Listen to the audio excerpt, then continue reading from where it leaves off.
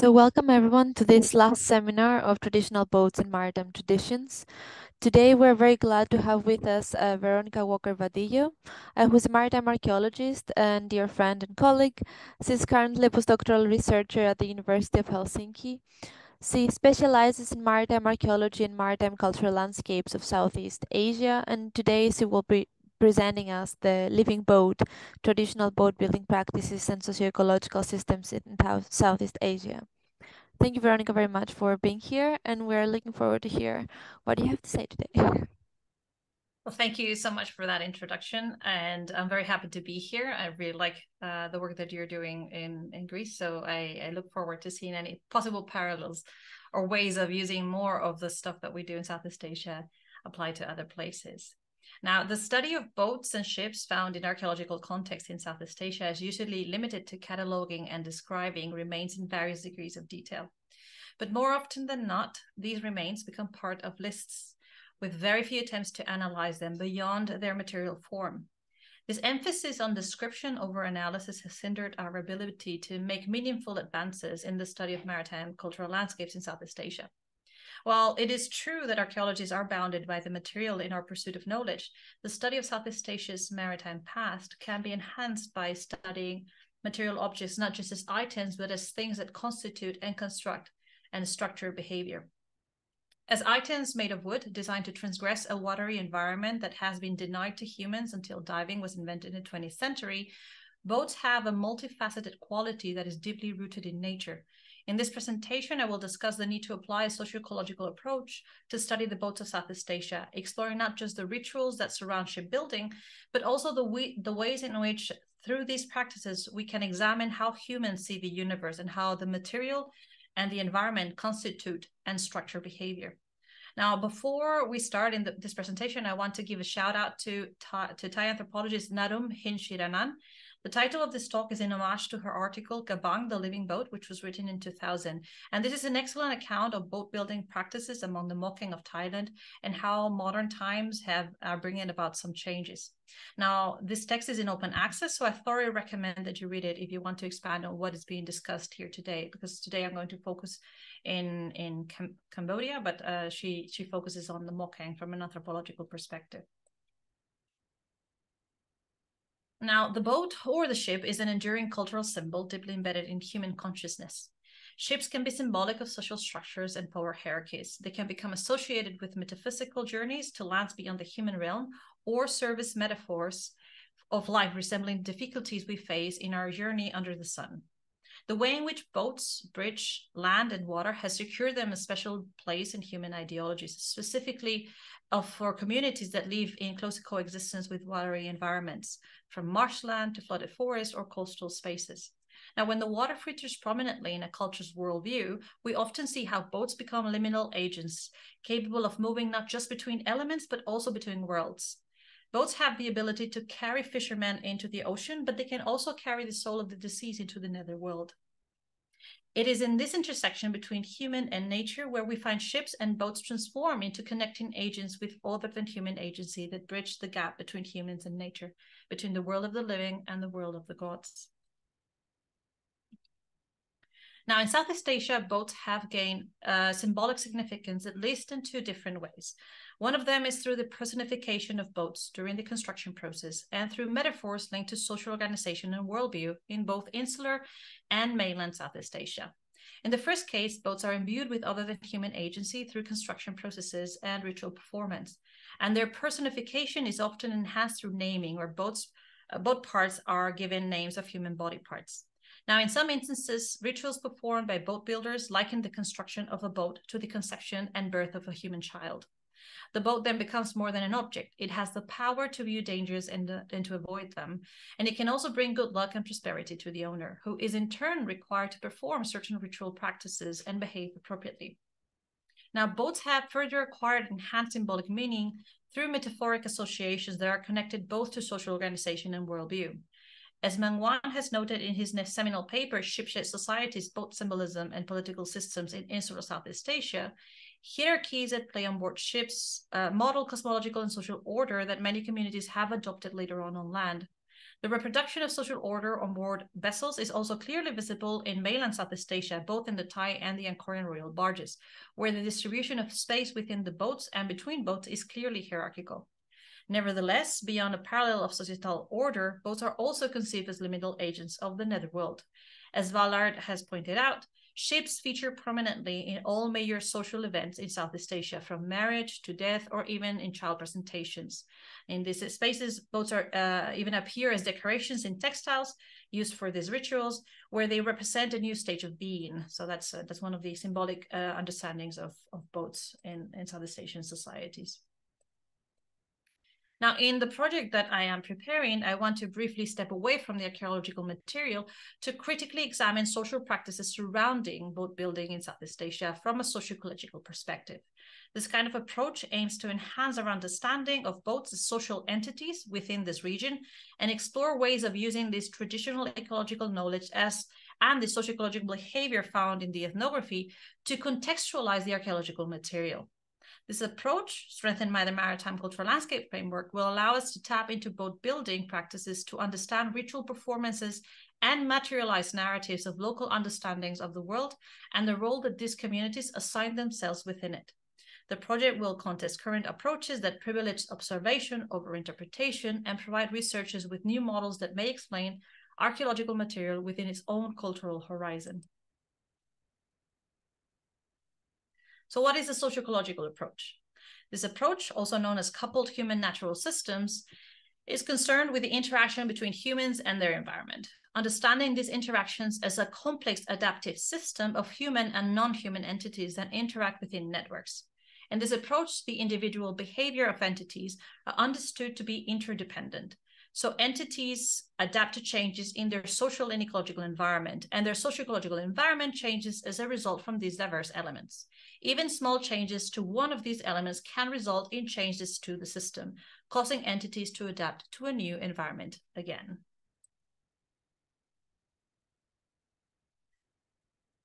Little changes to the system can lead to an emerging socioecological system that will divert from the previous one. As Herbert puts it, and Herbert is the author of Dune, and I really like him, a system maintains a certain fluid stability that can be destroyed by a misstep in just one niche. A system has order, flowing from point to point. If something dams that flow, order collapses. So this concept of dynamic stability is really important, as it highlights the ways in which systems can absorb and adapt to a certain degree before a new socioecological system emerges. Systems are continuously changing because that is what complex adaptive systems do. So our role as scholars is to understand causes and consequences and use diachronic material, knowing that human societies are entangled in a very complex feedback loop with their environment. It is this loop that creates complex and dynamic socioecological systems. Now, ecological approaches are not new to archaeology, but the field of ecology has given giant leaps forward to shake off deterministic approaches that saw humans as powerless agents at the mercy of nature. This environmental determinism that assumes societies would behave similarly under identical environments due to the constraints imposed by nature was later counteracted by opposing trends that assumed humans were free from the environment, as nature had no impact on how societies organize themselves. Now, the truth, as usual, should be found in the middle ground. And so current approaches in behavioral ecology are more concerned with the complex feedback loop created between humans and nature, and explore the nature of the relationship between beliefs and behaviors so that they can operationalize this in a model. Now, this approach will allow us to contextualize both construction and decision-making processes within social practice of a given culture, instead of seeking extra regional interpretations. So the aim is to look and enhance the use of traditional ecological knowledge and indigenous knowledges. Now, in the context of maritime archaeological theory, this approach reminds us of John Adams' ships and boats as archaeological source material, where he created this entangled connection between the different elements that affect ships at multiple levels, from design to construction, material usage, and so on. Like Westerdel's maritime cultural landscape, the idea is to recognize the complexity that lies at the heart of maritime cultures, and indeed of human cultures altogether. Ian Hodder in archaeology and Tim Ingold in anthropology are just two examples of how academia is trying to tackle the wicked problem of human nature and the interweaving elements that construct the reality we live in.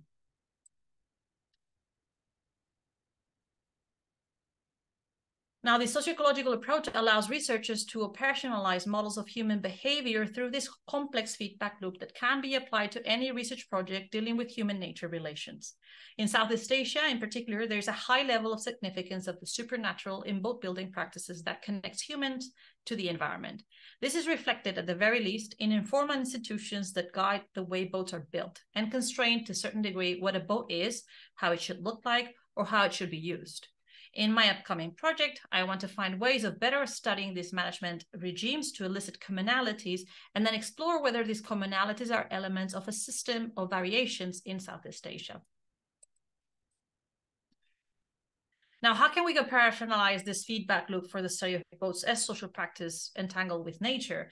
So this is my version of the previous image that you've seen, and the idea is to have the boats at the center, and then we have two big distinctive systems, which are the social dimension, which will be the human systems, and then the natural dimension, which will be the natural systems. And of course, we have boat builders and users, and they're both binded by ideology and their own social constructs. And then we have, of course, forest resources and also the environment and the ways in which these interact with each other.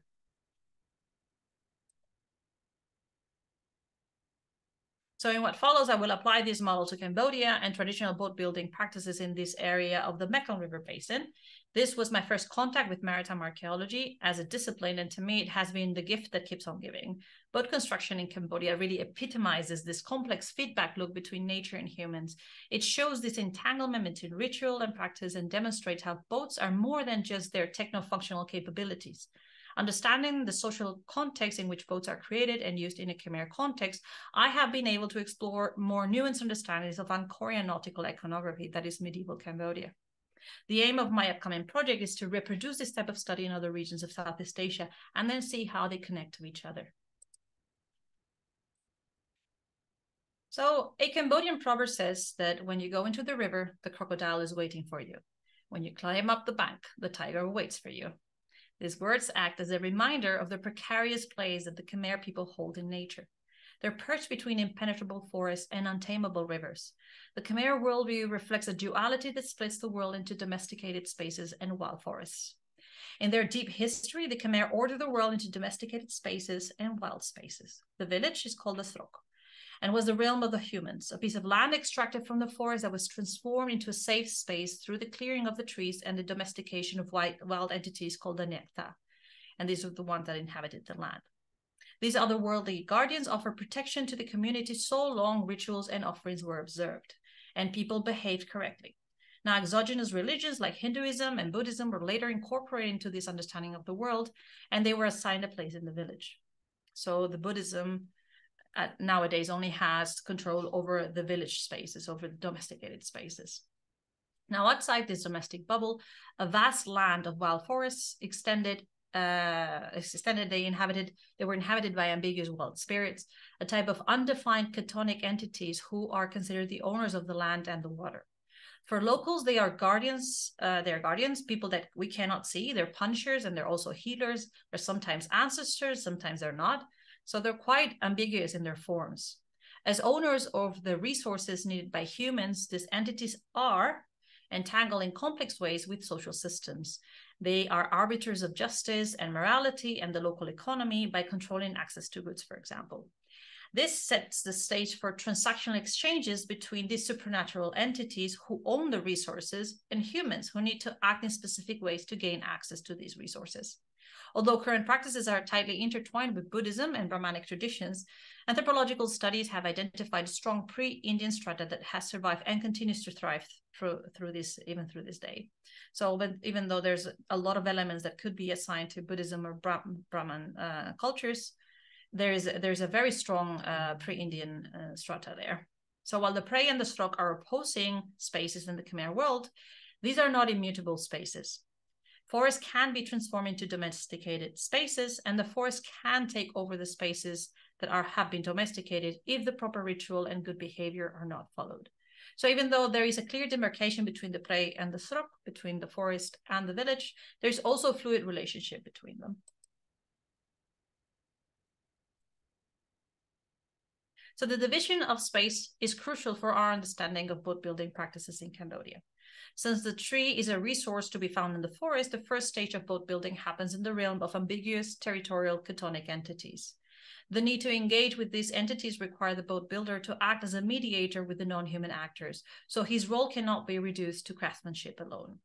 The Cambodian boat builder is called Champray, the carpenter of the forest, and he acts both as a craftsman and as an akar, a lay ritual specialist. As we will see, his role is to select the tree, request permission from the Nyakta to fell the tree, conduct rituals and offerings to appease the chthonic entities, and ensure the safety of the crew and ensure proper behavior from his crew through the implementation of taboos. Now, the first task is to select the appropriate tree. The Champray has to identify the ideal tree by measuring the size of the trunk to ensure that it meets the requirements of the boat. The process takes place during the dry season because, according to Khmer beliefs, the trees, like every other living creature, follows the annual retreat of the rainy season, and cutting them over that period is considered to be inauspicious. Now, the tree usually used for dugouts, especially for those used in the water festival, is the Hopeao Dorata, known locally as the Koki tree, a tradition that can be traced to the Angkor Empire after 2 dugouts made of this type of tree were found and dated to the 13th and 15th century, respectively. This tree of immense proportions is considered sacred among the Khmer, and in architectural tradition, its wood is only used for the construction of monastery buildings and royal residences. So already in the selection of the material, we see that the tree with which traditional dugouts are made is considered sacred by the Khmer, and it is strictly regulated. Now, once the tree has been identified, the boat builder proceeds to present offerings to the spirit of the forest, the Bangpat, the spirits of the land, the Nyakta, and the spirits of the tree, which is called Rok Tevoda.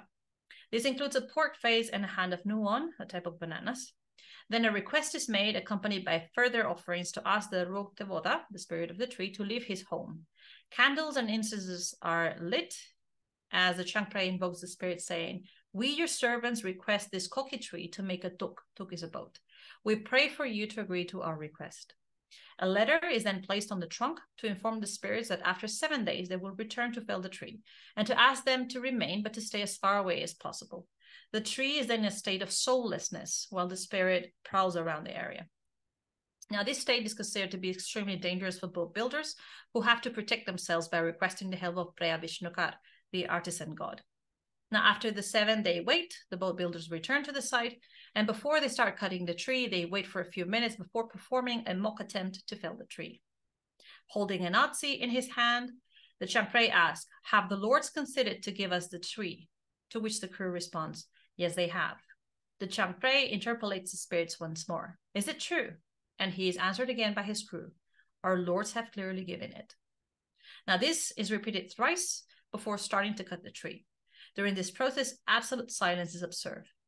Talking and laughing is strictly forbidden in the forest.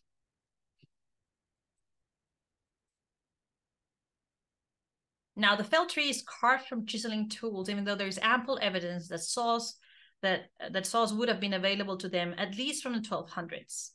A Chinese emissary called Chou Da-wan visited Angkor in the late 13th century and recalled how the Khmer chiseled planks for boats and also for houses.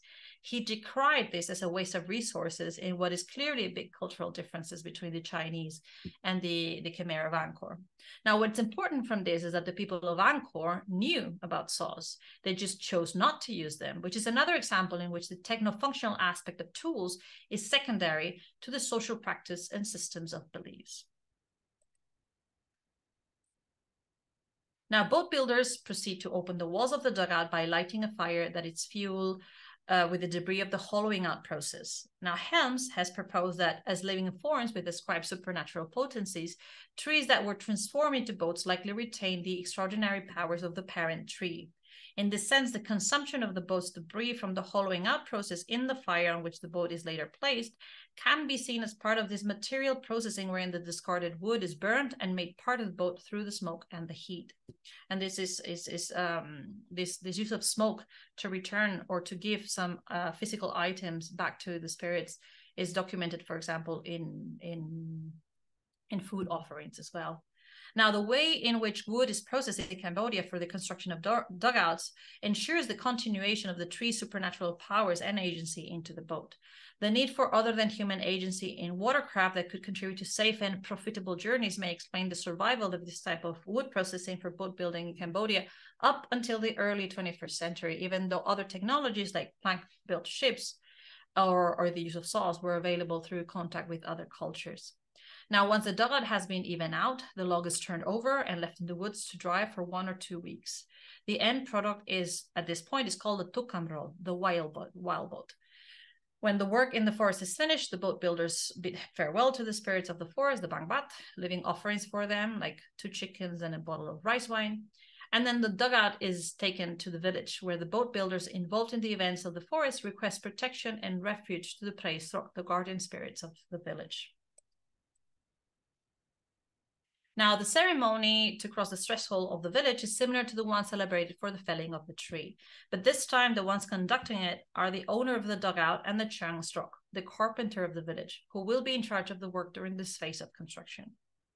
The dugout is thus passed on to the world of the Strok, the world of the domesticated world. Now, it is acknowledged by the Cambodian local population that the boat has a spirit. It is not clear, however, in the data, the moment when the spirit starts inhabiting the boat. Since there is a ceremony designed to evict the spirit before the felling of the tree, a similar ceremony to bind the spirit to the boat probably takes place at some point of the construction process. This seems to be the case of the opening of the eye ceremony, which is conducted in the village once the boat is finished. This process is feared by the carpenters because the eyes of the boats are the eyes of the spirit that lives inside of it. Nowadays, the boat is considered to be a symbol of the Nagi, the female snake of the Naga. And this opening of the eye ceremony is also documented, for example, for sculptures. So something, a similar process is observed there.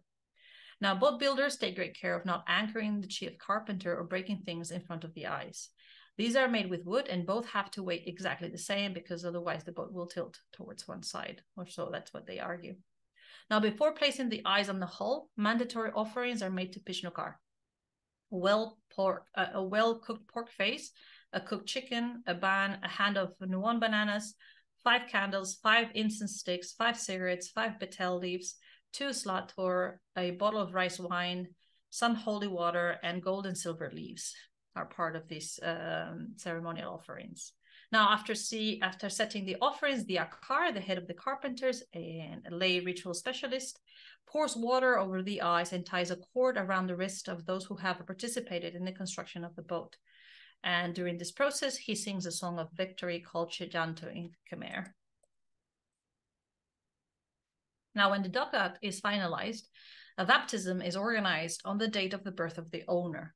If this date is inauspicious, then the wife's birthday is selected. Family and relatives partake in the event where new offerings are made. A red textile with magic formulas is tied around the section of the bow known as ka, the throat in Khmer. 3 incense sticks are burnt in the bow, and all the equipment of the dugout is placed inside the hull. 2 large candles are lit, one is placed at the bow and the other one at the stern. Then smaller candles are placed in the thwarts. When all the offerings or preparations are completed, then the akar recites the magic formula that follows. O powerful spirit protector of the village, O Priyadorani, the earth.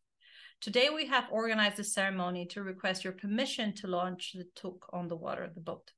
Lord, deign to grant us prosperous trade and gentle and solid fortune. To all of those gathered here today, our children, our grandchildren, husband and wife. And you, Tuk, when you were in the forest, we called you Koki, but now you're in the village and you are a Tuk, and we name you Sokchamrong, fortune and prosperity. After reciting this incantation, the orchestra plays 3 songs destined to please the spirits that will protect the boat. According to a medium who was interviewed by Khmer archaeologist Hok Chensini, the first tune is dedicated to Chum Teap Haida, who will guide the ship and act as a steerswoman. The second song is to honor Chum Teap Mao, the Black Lady, the guardian of the spirit of the forest, who will act as the vigil. And then the last piece is for the damsel Kantong Kiev, saver of the earth, whose task is to float and to move the boat. When the music is over, the boat is launched and the family gets on board. They navigate around the port 3 times to honor and thank the spirits. And with this, the process of transformation of the koki tree into a boat is finalized. Now, the boat further acquires the quality of a living being through terminology, as the parts of the hull identified with body parts. Now, the bow is called the cabal, the head. The section between the bow and the first thwart is called the throat, the ka. The first thwart is known as sma, the shoulder. The walls of the boat are called sach, which is the flesh. The central section of the boat is the drong, the chest. The ribs are called cheng, which is the skeleton. And the section between the last thwart and the stern is known as chak kansai, the heel. So the personification of boats into living creatures is materialized in the parallel created between the hull and the body of a sentient being. So as we have seen, the otherworldly nature of boats in Cambodia lie at the very beginning of their existence, with the selection of the material in such a way that it's inextricable from it. The belief that the tree is the dwelling of a spirit affects the way in which the material is processed. It constrains boat construction in the way the log is processed and the tools that are to be used, and it marks the pace and the space of the construction process through the rituals that need to be conducted to appease the spirits, the location of the construction process, and even the season in which these activities takes place. Furthermore, rituals are set in place to ensure that the spirit or the vitality of the boat is restored after the transformation process is concluded. The boat therefore contains the vitality of a living being, a perception reflected in the use of body parts to refer to the boat. Unlike land, where the Khmer had developed ways to transform the forest into domesticated havens, water remained and remains an untamable force of nature. The perception of water as that place of otherness, an unpredictable and alien environment possessing great beauty and destructive power that I would argue remains unchanged. No human power, no ritual can truly domesticate the rivers or the seas. Yet the humble tree remains afloat, unsinkable against all odds. Through a transformative process that involves both the physical and the metaphysical character of the material, trees become boats, defying the unruly nature of water, safely carrying humans to wherever they need to go. We thus see how, through a scaffolding of social practice, knowledge is passed on from generation to generation in a state of fluid stability, of dynamic equilibrium. A socioecological system that touches upon multiple social and natural dimensions and gives us a glimpse of how the Khmer have ordered the world since times immemorial. So, of course, there are cases in which the construction of boats is not ideal. So we have to consider taboos and what happens around certain things, like, for example, a flawed design.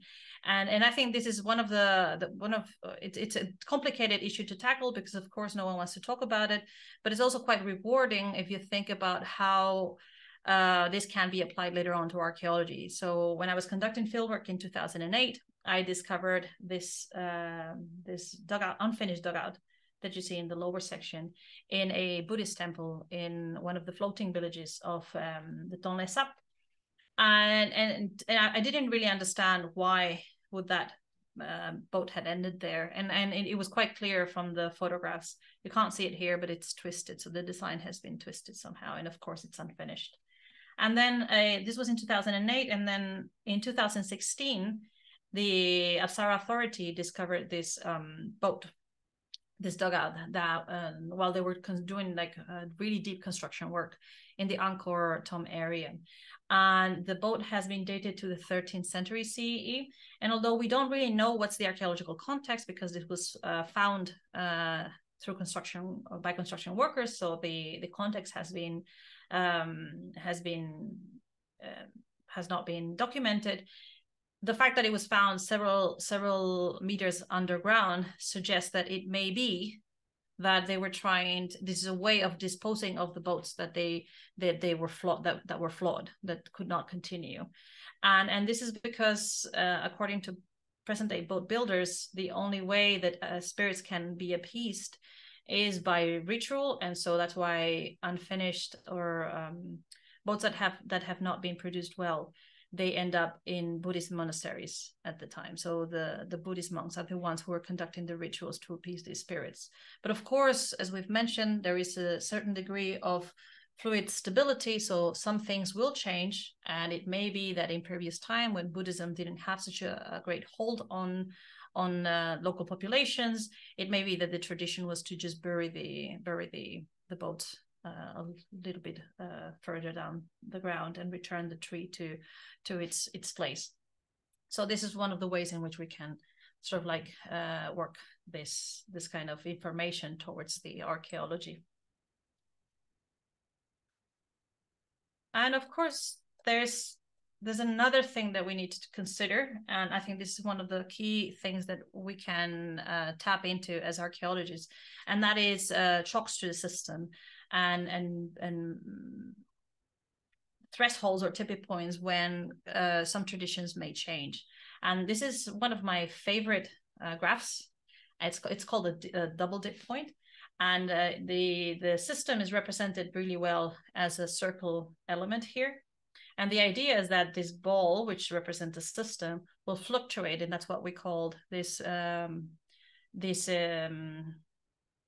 dynamic stability. So it will take in any sort of a stressor that comes from outside, and will try to use resilience. Or it will be using its resilience to incorporate these changes and revert back to the same system.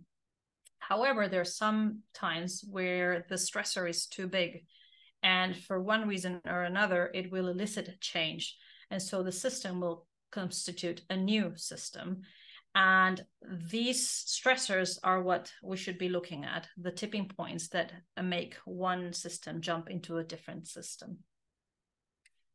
And of course, we've seen in my presentation before that even though the Khmer knew about the saws during the Angkor era, it was not enough to be around the presence or the existence of a new technological advance to make them change. And in fact, it took them like 800 years to actually incorporate saws into their traditional boat building methods. And this has to do with several factors. And for example, for a long time, the forest resources have been diminishing. And this has been documented even from the 1960s, when the coffee trees, large coffee trees, were not as easy to find. And so boats have become smaller. So traditional boats used for water festival races, they have become quite smaller. And there's not a lot of knowledge to make them as wide as they would have been in the past.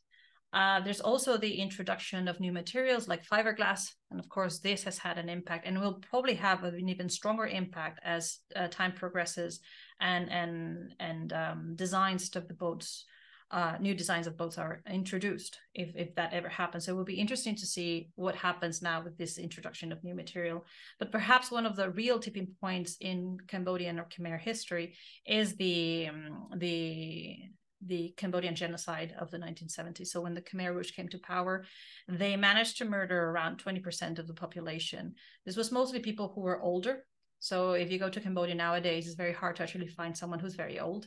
And that's one of the reasons. And apart from the genocide, a lot of people fled the country, which means that a lot of knowledge fled with them. So you have a combination of a lot of deaths, a lot of knowledge that it's being lost.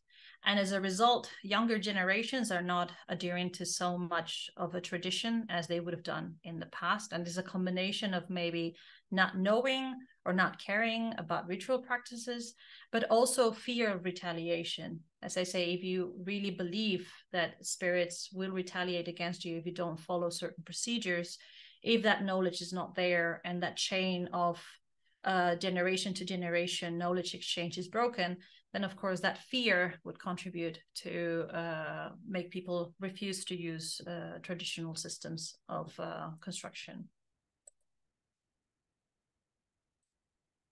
So through the Cambodian example, I have discussed the different ways in which the Khmer embedded knowledge to ensure best practice. Codified in formal and informal structures and institutions, the process of building a boat far exceeds the techno-functional aspects. This is firmly rooted in social practice that connects people to the environment and express local ideas of nature and their relationship to the universe. Through a state of dynamic equilibrium, the socioecological system at the core of boat building and usage has been in flux, constantly adapting and absorbing external stressors. As we have seen in the case of the tools, it is not enough to come into contact with the new technology to incorporate it. And in fact, it took the Khmer, as I mentioned before, 8 centuries to adopt the saws since Chodo I first reported the issue of chiseling for wood processing. Now, any change in boat design or the way wood is processed should therefore be seen as a possible indicator of a tipping point or threshold that forced a change and resulted in a new socioecological system. This gives archaeologists new tools to understand material culture and decision-making processes in past amphibious and maritime cultures that go beyond technology and functionality. So not only that, but as I contend, it may be possible to use this approach to study these management regimes in order to uncover commonalities in maritime cultures across the region, and then explore whether these commonalities are actually elements of a system of variations in Southeast Asia. And in that sense, for example,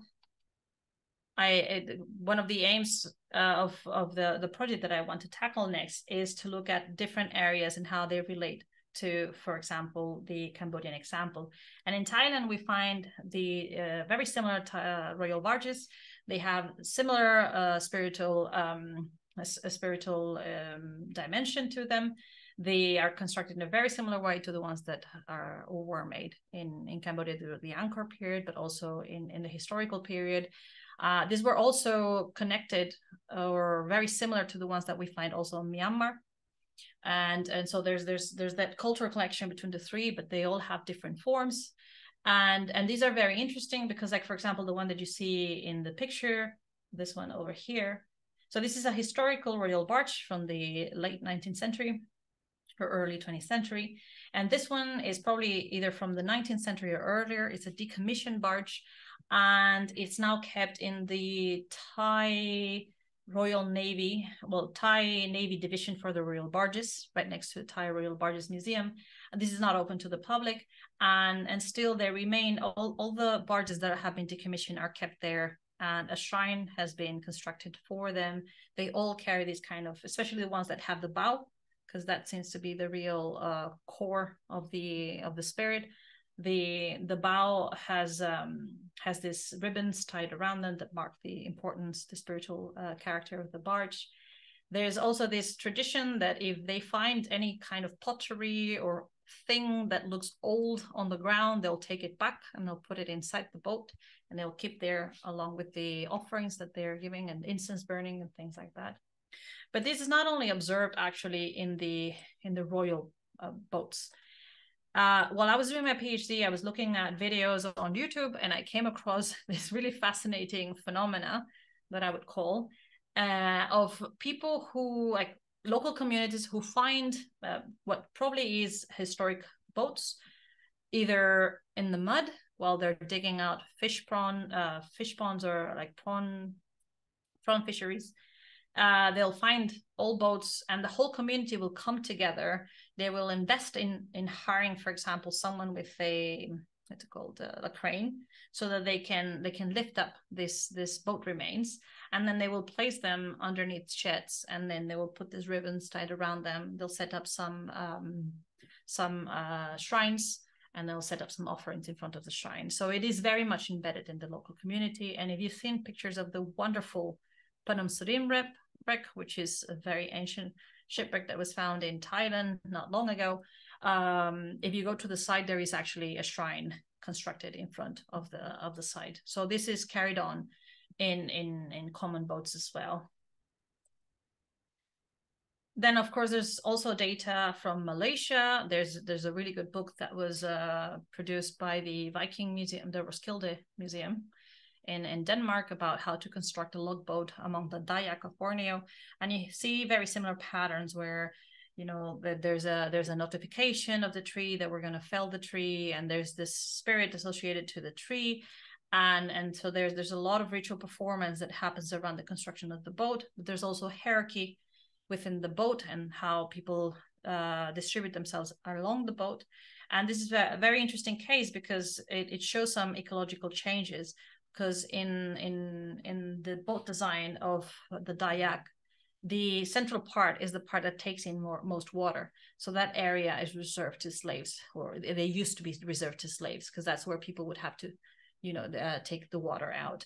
Whereas in Cambodia, the central part is the widest part and the most important part. So if you look at the nautical iconography of the Angkorian temples, all the important people will be placed amidships, and that's a fact. So you can see that there's a difference between what part. So what I mean to say is that the location of the most important part of the boat is cultural, and probably has to do also with this kind of thing of which one is the best part of the boat. So it's not just a given that the center will be the most important.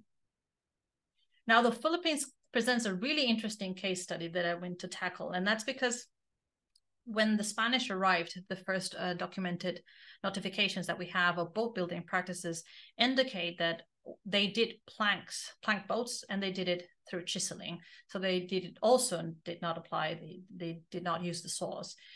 And again, if the Cambodians should have known about the saw in the 1200s, the Filipino would have had to know about the existence of saws in the 1600s, 1500s. And to come across this kind of data where you see that they still chisel their planks to that date, it shows that that was a long-standing tradition that had to do with the way that they envision what a boat is and how the material has to be processed, as opposed to just a techno-functional character. However, within a few decades of the Spanish coming in and bringing with them Christianity, this system was changed, and suddenly the saws were introduced. So I think this is a very interesting example of a tipping point where religion can have, most likely, or it's a good indicator, as a hint that it may be that religion had a very strong case. Because if animistic beliefs are the ones that compel you to use chiseling as a system to ensure that there is a living creature in the boat after the construction process has ended, and suddenly you introduce a kind of monotheistic religion that actually avoids this kind of vision, then perhaps there was no way of adapting that. And instead of resorting to resilience and incorporating this new belief into the system and retaining the system, it may be that there was a change in the system that we've seen before. And another case that I would like to tackle as well is that of course, Indonesia, because they have really interesting boat building practices. And this is where I was mentioning before that in some instances in Southeast Asia, the construction of a boat is equated with the birthing of a child, like, so conceiving a child and birthing of a child. And it's also documented that these ships have navels, and so there's a lot of ritual performance surrounding the construction that have to do with the personification of the boat as a living entity. And why is this interesting? Well, I hope that this approach can help us understand communities of practice, because maritime networks are comprised of different communities that nonetheless find points of convergence for uneventful interactions. And I think that by putting this in regional socioecological systems into a wider perspective can give us an idea of how people can define ways of coexisting with other users of maritime networks without losing group identity. I would be interested to know, for example, how pre-Indian animistic beliefs interacted with external philosophies or religions like Hinduism, Buddhism, Islam, or Christianity, as I mentioned. And by using a socioecological approach, we will be able to find ways of better studying management regimes and find out if there are any commonalities. And if the answer is yes, then we can explore whether these commonalities are elements of a system of variations in Southeast Asia that enabled different communities to work together when it came to interacting in bigger, broader maritime networks. And that's it. Thank you very much. Thank you so much, Veronica, for this. It's very, very interesting, and it's great that you're trying to basically combine different regions and the local situation, and basically try to get a bigger understanding of the region, because it's really amazing how this construction and preservation of boats is like so entangled with the religion and rituals in this area. Before I ask some questions that I might have, feel free, anyone in the audience, to unmute yourselves, open your cameras, or write your questions in the chat. We have plenty of time for any discussions or questions or comments that you might have. Does anyone have any questions or comments for Veronica?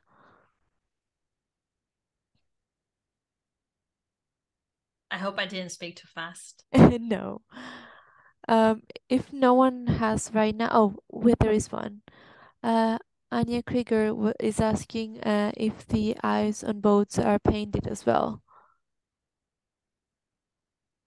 I think the Vietnamese paint their eyes. And truth be told, I haven't really seen the eyes placed in Cambodian boats, like common boats. I've only seen them in the water festival boats. So I'm not, but the problem with the eyes is that if you put the eyes, then they can, like, the spirit can see you. And so, for example, when wait, I'm going to share my screen again. Wait, no, I'll have to do this first.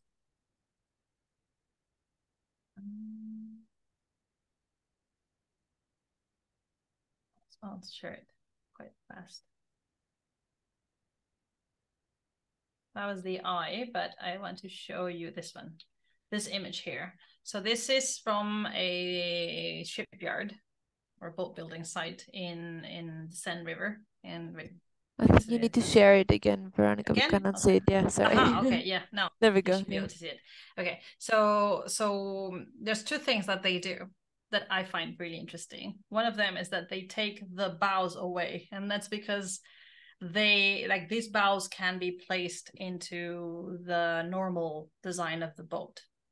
So the bows are placed, and I've also seen this in the tie rail barges. That's why I meant that sometimes it's the bow that really matters, because there's a clear idea that the bow is where the spirit really resides, or where it can think or see or feel. And the eyes are also taken out. And that's because if they take the eyes out, then they cannot see you doing things that you shouldn't be doing, maybe. So the eyes are taken out. So I don't know exactly what's the situation with the local boats that don't have the eyes, but they're conceived as entities as well. So, but I know that, for example, yes, most definitely in Vietnam, there are some instances where the eyes are painted. So I'm assuming that it could be that they're painted. It could be that they're created in a way. So the tie rail barges, for example, they are very lavishly decorated with carvings, and the carvings are added later. So they're carved in very thin wooden planks, and then they're added later with nails. And I've seen the eyes there, but you can barely see them because they're so intricately constructed. So yeah, there are many ways in which the eyes can be incorporated into the boat design. Yeah. And yes, like I can see Bob's previous comment on the soul and how they enter the eyes. Yes, that definitely that must be the case, where when you place the eyes, the spirit comes in, and through opening the eyes, then the spirit can see you. And as I mentioned before, this is similar in the opening of the eyes for sculptures. And I think it's similar when you do textiles. I know it sounds a little bit strange, but I gave a presentation about this topic a year ago, and it was in a context of a human-animal interactions in Asia, in maritime societies in Asia. And there was one researcher who was presenting her work on textiles and the construction of, like, the creation of textiles in Thailand, but by Cambodian artisans. And she said that the process of opening the textile is exactly the same as the one that I was describing. So that really gave me confidence in understanding that this is actually what the culture tells you and compels you to do. Like, it's not just down to boat building, but also you can see it in the construction of sculptures, and also with textiles as well, and also with house construction. That's very interesting. Bob, do you have a question? Yes. Hi, Go ahead. Hi, Veronica. So many overlaps between your analysis and the work that I'm doing in Guyana. In the village where I work, there's also been a complete drop off of the spiritual elements of boat building compared to what was documented among the same people a few decades ago. In my village, so to speak, evangelical Christianity entered the society a couple decades ago, and there's now no longer any perceptible spiritual component to building dugout canoes.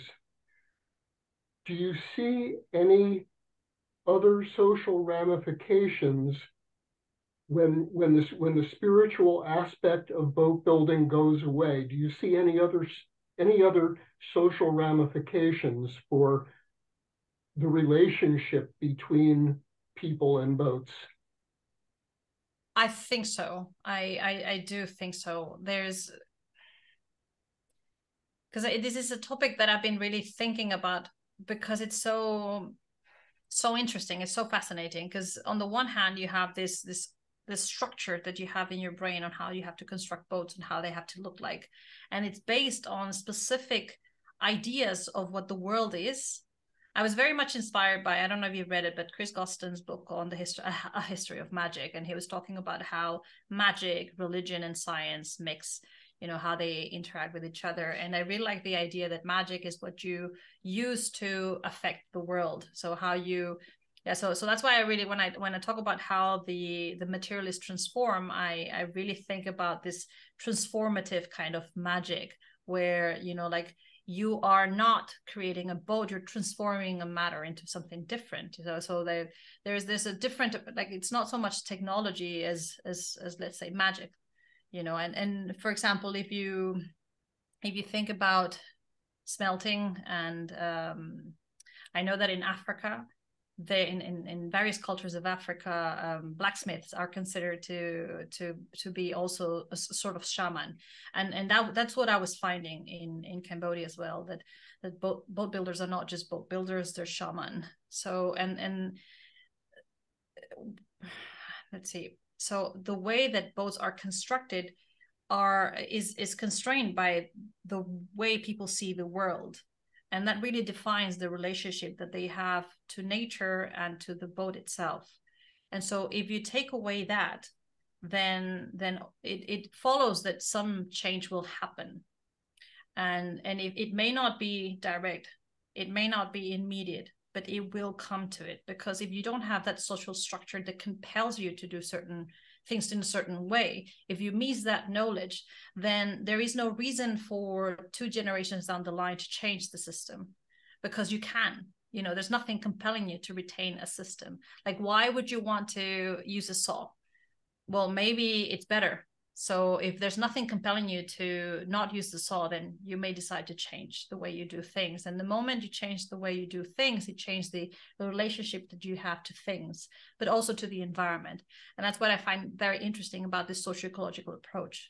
It's just not just technology, it's this like really broader understanding of the world, let's say. Very good. Thank you. You gave me some good thinking points to work on. Good. We have some more questions, Veronica, in the chat, and also, Costa, do you have a question? Yes, I have a question. I would like to ask if they use the boat as a symbol in things like ex votos, or in the ceremonies, or in funerals. Mm-hmm. If the boat, the spirit of the boat, or the appearance of the boat is part of any kind of ceremony or export or things like that. Yes, like the short answer is yes. Boats feature so prominently in Khmer, not just Khmer, but Southeast Asian societies everywhere. Like, we have documentation of people being buried in dugouts, or what seems to be dugouts.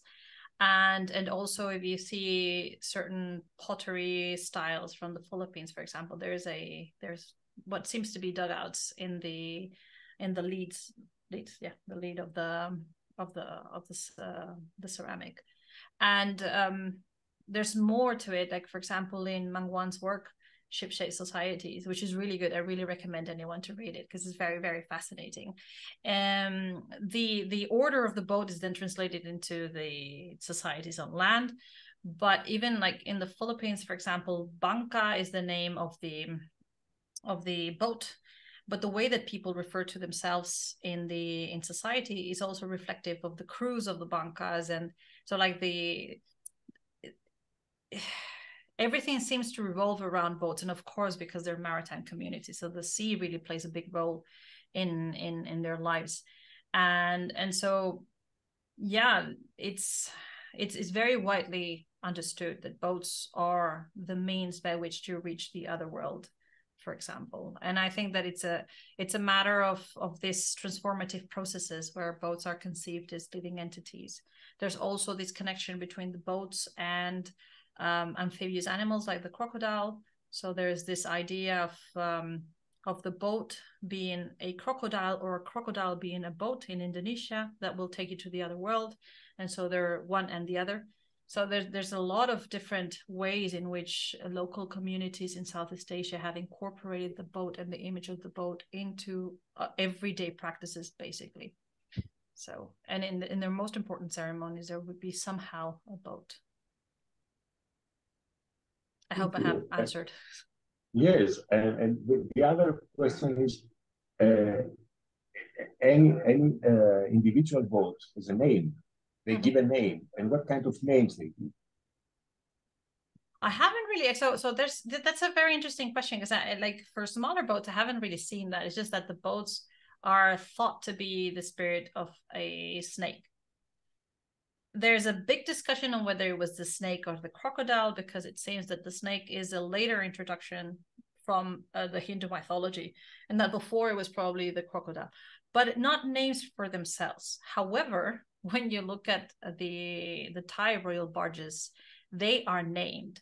So the most fabulous of them all, which is the multi-headed snake, the multi-headed naga, which is like the main royal boat in the Thai royal barges.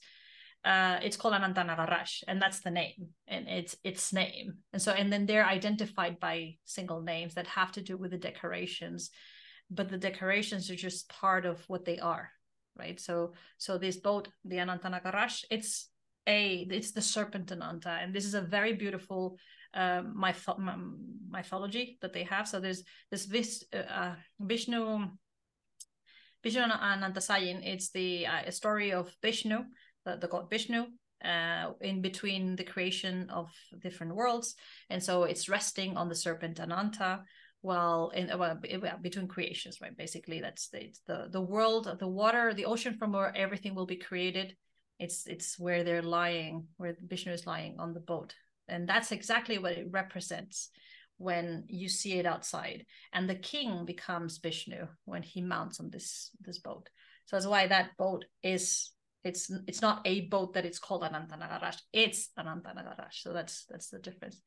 But I have to do more. I mean, that the idea is to do research now more into other cultures, because my main area of study has been both the Thai royal barges and Cambodia. And as I say, they don't have this naming system except for the Thai royal barges. But I would definitely want to know more about naming ships. Okay, thank you. We also have a question by Abner. Can you read it? Yeah, it's about the use of wood for fiberglass. Yes, I've seen. Yeah. So the question is about the use of, the change of wood for fiberglass. So I've seen this also in Cambodia. That was one of my first observations when I was there in 2008, that the design remains the same, but the boats are made of fiberglass. So there's an idea of what the boat should look like. Now, the question that we were discussing before is whether their connection to the boat is the same, whether the boat has or it doesn't have a spirit, because the way that it's being constructed is out of fiberglass, and someone somewhere is making the ships, but it's not connected to the environment. So the interesting bit would be whether the introduction of the material affects the relationship between people, well, users, and the boat themselves. So I'm not really sure how that's going to play out, because it's quite new. So I think that we will find out in some years down the line, but not now, because now it may be that they have this relationship, and it may be that they will be able to save that connection to the boat as a living entity if they retain this idea of doing the rituals and asking for good trade, good fortune, and things like that. But if that dies out, then it may change completely the relationship between the two. Yeah. And I think Sara asked About yeah, he asked whether the child of the boat is a girl or not. I don't know, because that conception of the child is from Indonesia, and I haven't done the research yet. In Cambodia, however, I was also very interested to know whether the spirit of the boat is a female spirit or a male spirit. And I think it's a female spirit, and that's because usually what you find in the folklore is stories of the spirit of the boat is angry at some women, so you're not allowed to go close to the boat, especially if you're pregnant, because then you'll lose your child. But I've also seen women paddling on the bow of boats. So I mean, yes, practice versus tradition, I'm not really sure, but I think that yes, the idea it's probably that at least in Cambodia, the spirit of the boat is probably female. And I think that if you see all the people that were mentioned in the 3 kinds of spirits that will help move the boat, they're all female spirits. So I think that there's this idea of the boat also as a female. Yeah, that's so interesting. One question I had, Veronica, for you was about how they, in Cambodia at least that you've seen most, how do they transmit this knowledge of like cutting the trees, creating the boat, the dugouts? Is it like, I assume, through oral traditions, but are they, like, let's say the new boat builders more considered like apprentices, or something that they get into a ritual? Because you were saying of how what we're saying also about Africa, that they consider them as like ritual people, like the boat builders. So like, do the apprentices go there because they'll be like, their job will be boat builders, or is it more like of a ritual route that they're taking to get this knowledge of building boats and cutting the trees and everything? so this is lay rituals, so it's not religious rituals, right? So it's this figure where someone knows how to manage the spirits. So they all follow the apprenticeship route. Okay. So they need to learn. It's quite interesting, because when I was reading The Living Boat, the article by this Thai anthropologist, she said that every family will make their own boat, and that sometimes they will not make it correctly. And I thought that was very interesting, because if you are a boat builder, then you have specialized, and then someone can come with you, and then they can sort of practice with you the construction process. And that means that you have the ability to continue that knowledge, because you're constantly in touch with that knowledge. So practice is key to the transmission of knowledge. Whereas, for example, if you're just a family that makes your own boat, then you may not need to make boats for a really long time. So it may be easier to lose the ability to make those boats, unless there's some ways in which you can sort of like retain that knowledge. And this is something that's very interesting within the maritime communities, is that knowledge has to be practiced. It's not something that you should just read about, or that someone should tell you about. It has to be practiced. So being able to practice boat building, being able to practice navigation, being able to practice paddling, or in the case of the royal barges, paddling at unison or rowing, that's something that has to be constantly done. And that really opens up really interesting ways of research, because you start thinking about the social implications of making a boat, for example. Right. So you can start, So I was also very interested, not just in boat building as knowledge, but also, for example, the transactional character of making a boat. So that's one of the things that I raised in a recent article that it's awaiting publication, but I was talking about making boats in Southeast Asia, like so hybridity in Southeast Asia, and the impact of the Chinese in shipbuilding constructions in Southeast Asia. And I was thinking, like, if a Chinese merchant comes and says, I want a ship that has this sort of style, like this kind of characteristics, then suddenly you're not just making the ship that you've always known how to make, but actually you're adding things. And of course, that could be another tipping point or another threshold of how things change when suddenly boats become commodities. Mm-hmm. And it's something that I sort of hinted with the Spanish arriving in the Philippines and altering the way that people in the Philippines make their boats by introducing saws. So it's not just that Christianity may have had an impact on the decision to start using saws, but also, for example, the commodification of ships, the construction of ships on demand because someone needs them. So that must have some sort of impact. So really, like, thinking about this kind of things on a social level, I think it's very useful for maritime archaeology. Yeah, of course. That's very, very interesting. And the future project sounds very, very fascinating. So well done for that. Does anyone else have any questions for Veronica? No, I see that Swarab says that you said he would be happy to read any of your published material on living boats, and I think your work is going to be very useful for many. Yeah, the feeling ideas. is mutual. I've been following Saruk's Facebook page, and I'm really excited about the things that they're doing. Yeah. Perfect. If no one else has any comments or questions, I would like to thank you, Veronica, again for this very fascinating talk. And thank you everyone for attending this last seminar of the series Traditional Boats in Maritime Traditions. I want to let you know that all of the videos, the previous seminars are uploaded, and Veronica's will be uploaded later today or tomorrow on the YouTube page of the Society of Friends of the Museum of Aegean Boat Building and Maritime Crafts, which is at the bottom of the program of the website where you found the Zoom link where we have the seminar series. So thank you everyone for coming, and I hope you have a good week. Thank you. Bye. Thank you. Bye.